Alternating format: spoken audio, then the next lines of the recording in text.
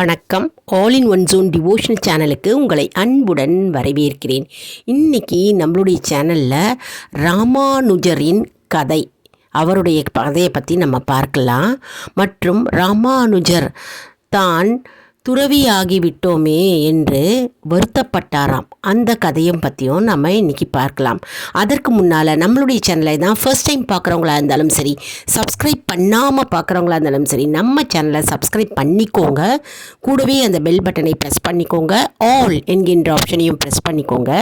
அப்போ தான் நான் போடுற வீடியோஸ் எல்லாம் உங்களுக்கு உடனுக்குடன் நோட்டிஃபிகேஷனில் மிஸ் பண்ணாமல் தெரிய வரும். வாங்க நம்ம இப்போ வீடியோக்குள்ளே போகலாம்.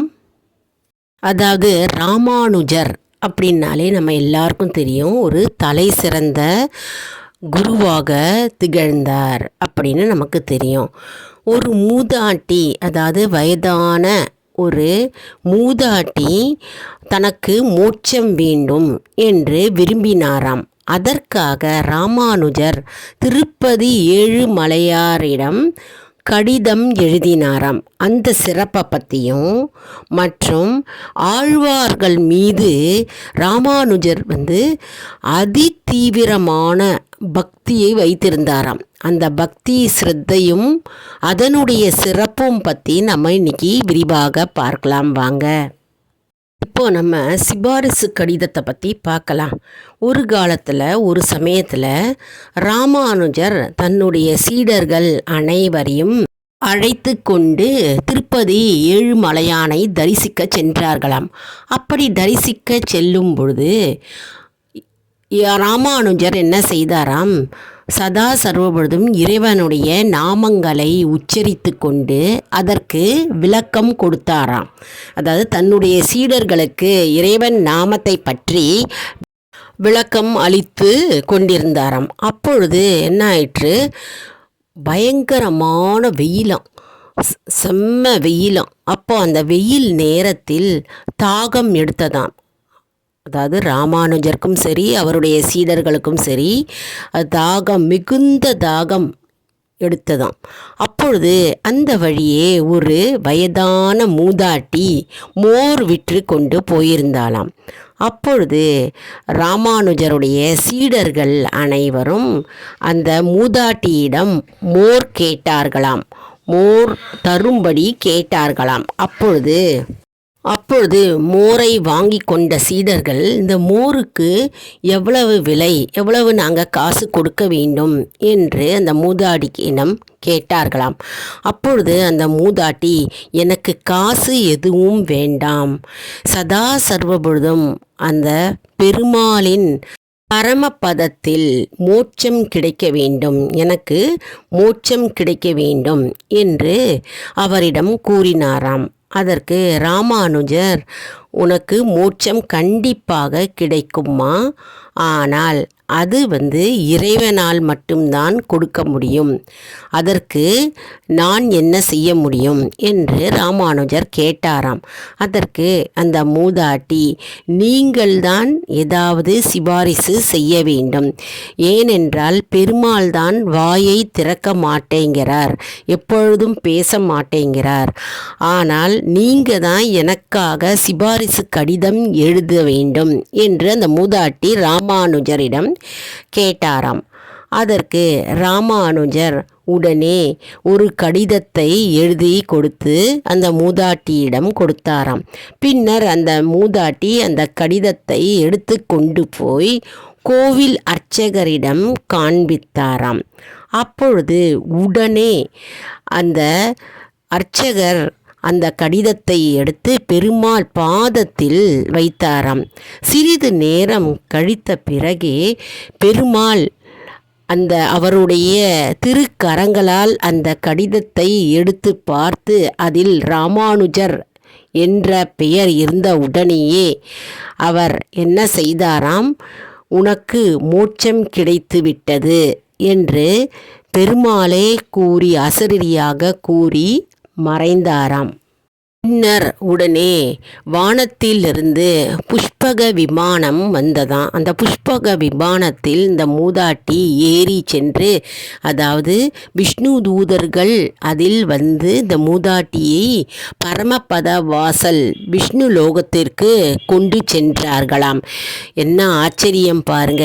அதாவது மோர் விற்ற அந்த மூதாட்டி வந்து, எனக்கு பணம் எதுவும் வேண்டாம், நான் இறைவனுடைய அடியார்களுக்கு தானே நான் மோர் கொடுக்கிறேன், அதனால் எனக்கு காசு எதுவும் வேண்டாம் ஐயா, எனக்கு மோட்சம்தான் வேண்டும் என்று ராமானுஜரிடம் கேட்டார் இல்லையா? அதனால் ராமானுஜர் என்ன செய்தாராம், ஒரு கடிதத்தை, சிபாரிசு கடிதம் எழுதி அந்த மூதாட்டியிடம் கொடுத்தார். அதனால் அந்த மூதாட்டிக்கு மோட்சம் கிடைத்து விஷ்ணுலோகம் சென்றார். அதாவது இதிலிருந்து என்ன தெரிகிறது, நாம் தெய்வ காரியங்களுக்கு, தெய்வ விஷயங்களுக்கு எப்பொழுதுமே நாம் சிறு சிறு தானங்கள் நாம் செய்தால் நமக்கு மோட்சம் கண்டிப்பாக கிட்டும், விஷ்ணு லோகம் நமக்கு கண்டிப்பாக கிட்டும் என்பது நம்பிக்கை. இப்போது துறவியாகிய கதையை பற்றி நம்ம இப்போ பார்க்கலாம். எப்பொழுதும் ராமானுஜர் வந்து நம்மாழ்வாரின் பாதங்கள், அவரை இறைவனாகவே கருதுவாராம். எப்பொழுதும் நம்மாழ்வாரின் பக்தியுடனும் பக்தி சிரத்தையுடனும் நம்மாழ்வாரை வணங்குவாராம். அப்படி இருக்கையில் நம்மாழ்வார் வாழ்ந்த இடத்தில் அவர் என்ன செய்தாராம், ஒரு தாமிரபரணி என்ற ஆற்றங்கரையில் குளித்துவிட்டு நீராடிவிட்டு நம்மாழ்வாரையே நினைத்து கொண்டிருந்தாராம். அப்படி நினைத்து கொண்டிருந்து நம்மாழ்வாரை வழிபடும் பொழுது வழிபட்டு விட்டு பின்னர் கோயிலுக்கு தன்னுடைய சீடர்களுடன் அவர் வந்து கோவிலுக்கு சென்ற பொழுது ஒரு சமயம் ஒரு சலவைக்காரர், சலவை துணி செய்கிறவர் வந்து அவருடன் அதாவது அவரின் காலில் விழுந்து நமஸ்கரித்தாங்களாம். நமஸ்கரித்த மட்டும் இல்லாமல் நமஸ்காரம் செய்துவிட்டு தன்னுடைய குழந்தைகள் அனைவரையும் ஒவ்வொருத்தனுடைய பேரும், சடகோபன் வா, சாந்தனு வா, நமஸ்காரம் செய் என்று தன்னுடைய குழந்தைகளை அழைத்து நமஸ்காரம் செய்ய வைத்தாராம். அப்படி நமஸ்காரம் செய்யும் பொழுது ராமானுஜர் ஒரு சிறு சிந்தனையுடன் இருந்தாராம். அதாவது இந்த சலவை துணிக்காரர் வந்து நமஸ்காரம், தன்னுடைய குழந்தைகளை எல்லாம் அழைத்து நமஸ்காரம் செய்ய வைக்கிறார். நாமோ துறவியாகிவிட்டோமே, காவி உடை அணிந்து துறவியாகிவிட்டோமே, நாமும் வந்து நம்மாழ்வார் நாமத்தை நம்முடைய குழந்தைகளுக்கும் வைத்து நாம் நம்மாழ்வாரை நினைக்கும்படி நாமும் செய்திருக்கலாமே, நாம் வந்து துறவியாகிவிட்டோமே என்று ஒரு சிறு எண்ணம் இருந்தது என்று ஒரு வரலாறு கூறுகிறது. ராமானுஜர் எப்பொழுதும் நம்மாழ்வாரை இறைவனின் திருவடிகளாகவே மற்றும் இறைவனாகவே கருதுகின்றார். அதாவது இறை சேவை செய்கின்ற ராமானுஜருக்கே இல்லறத்தின் மீது சிறு எண்ணம் இருந்ததாக மற்றும் அந்த அளவுக்கு ராமானுஜர் வந்து ஆழ்வார் மீது பக்தி கொண்டவராக திகழ்ந்தார். அதாவது ராமானுஜர் ஆழ்வாரை கடவுளாகவே நினைத்து மற்றும் கடவுளின் திருவடிகளாகவே நினைத்து பூஜித்து பக்தியுடனும் நம்பிக்கையுடனும் பூஜிப்பார் என்பது புராணங்கள் கூறுகிறது. அதனால் நம்மாழ்வாரை நினைத்து கொண்டு நாமும் இல்லறத்தில் இருந்தால் நம்முடைய குழந்தைகளுக்கும் நம்மாழ்வாரின் திருநாமத்தை வைத்து கூப்பிட்டு அவரை சேவிக்க வைத்திருக்கலாமே, நாமோ காவி உடை அணிந்து துறவியாகிவிட்டோமே என்று மனம் வருந்தியதாக புராணங்கள் கூறுகிறது.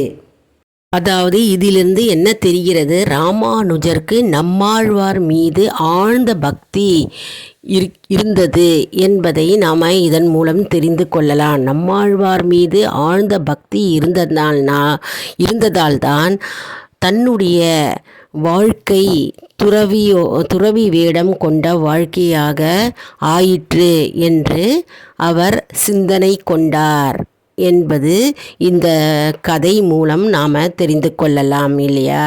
அதனால் நாம் எப்பொழுதும் முழு நம்பிக்கையும் முழு பக்தியும் வைத்தால் கண்டிப்பாக நமக்கு மோட்சம் கிடைக்கும் மற்றும் நம்முடைய வாழ்க்கையும் ஒரு புனிதமான வாழ்க்கையாக மாறும் என்று இதன் மூலம் நாம் தெரிந்து கொள்ளலாம். அன்பர்களே, இந்த வீடியோ உங்களுக்கு மிகவும் பயனுள்ளதாக இருக்கும் என்று நான் நம்புகிறேன். இந்த வீடியோவுக்கு ஒரு லைக் கொடுங்க. இதை மற்றவர்களுக்கும் ஷேர் செய்யுங்கள், அவர்களும் பயனடையட்டும். மேலும் ஆல் இன் ஒன் ஜோன் அன்பர்களுக்கு ஒரு அன்பான வேண்டுகோள். நம்முடைய கம்யூனிட்டி போஸ்ட்டில் கேள்வி பதில் நேரம் வருங்க. அந்த கேள்விகளுக்கு பதில் தாங்க. இதன் மூலம் நம்ம ஆன்மீக பயணம் எப்படி இருக்கிறது என்பதை நாம் தெரிந்து கொள்ளலாம். இது சப்ஸ்கிரைப் செய்தவர்களுக்கு மட்டுமே தெரிய வரும். அதனால் நம்முடைய சேனலை மறக்காமல் சப்ஸ்கிரைப் செய்து கொள்ளுங்கள். அடுத்த வீடியோவில் வேறொரு தலைப்புடன் உங்களை வந்து சந்திக்கிறேன். நன்றி, வணக்கம்.